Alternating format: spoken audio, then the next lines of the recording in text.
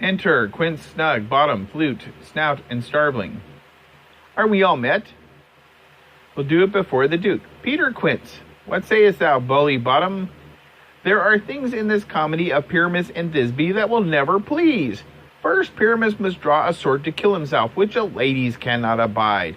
How answer you that? Starveling, I believe we must leave the killing out when all is done. Not a whit.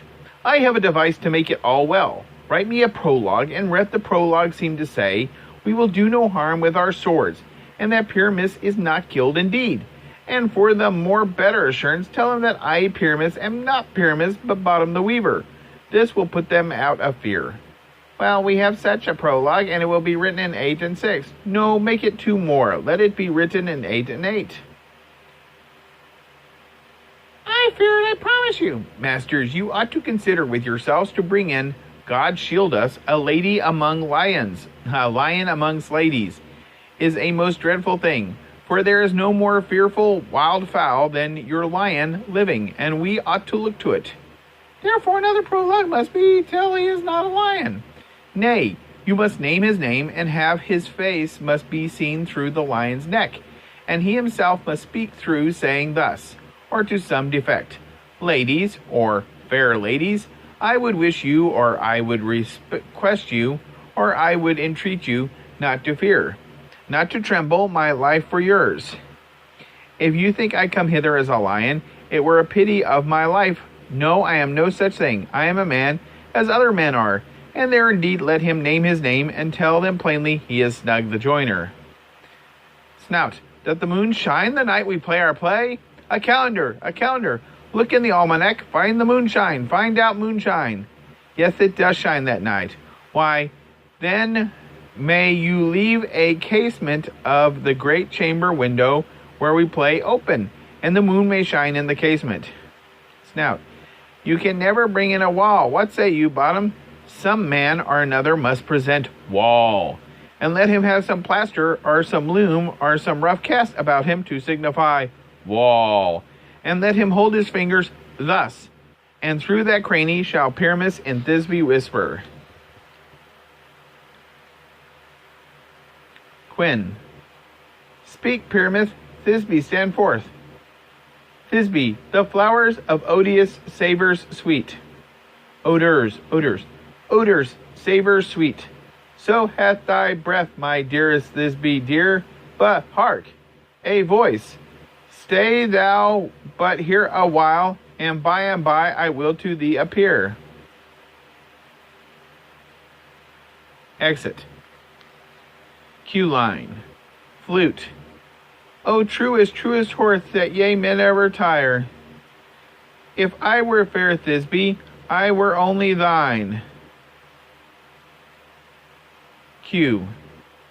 Like horse, hound, hog, bear, fire at every turn. Why do they run away? This is knavery of them to make me afraid.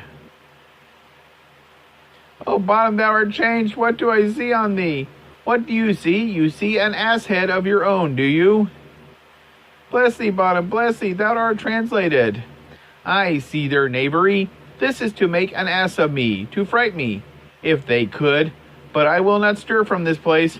Do what they can. I will walk up and down here, and I will sing, that they shall hear I am not afraid. The ossel cooks so black of hue with orange tawny bill, the throstle with its note so true, the wren with little quill.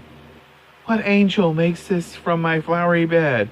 The finch, the sparrow, and the lark, the plain-song cuckoo gray, whose no fool many man doth mark and dares not answer nay. For indeed, who would set his wit to a so foolish a bird? Who would give the bird the lie, though he cried cuckoo? Never so?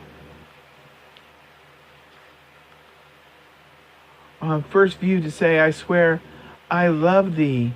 Methinks, mistress, you should have little reason for that, and yet, to say the truth, reason and love do keep little company together nowadays. The more the pity, that some honest neighbors will not make them friends. Nay, I can gleek on occasion. Gleek? Thou art as wise as thou art beautiful. Not so, neither, but if I had wit enough to get out of this woods, I have enough to serve mine own turn. Hail, mortal, hail, hail, hail. I cry your worship's mercy heartily. I beseech your worship's name. Cobweb. I shall desire you of more acquaintance, good Mademoiselle Cobweb. If I cut my finger, I shall make bold with you. Your name, honest gentlewoman. Peas Blossom. I pray you, commend me to Mistress Squash, your mother, and to Master Peascod, your father. Good Mistress Peas Blossom. I shall desire you of more acquaintance too. Your name, I beseech you, Madame. Mustard Seed. Good Madame Mustard Seed. Mademoiselle Mustard Seed, I know your patience well, that some cowardly giant-like ox beef hath devoured many a gentleman of your house. I promise you your kindred have made my eyes water ere now. I desire your more acquaintance, good Mademoiselle Mustard Seed.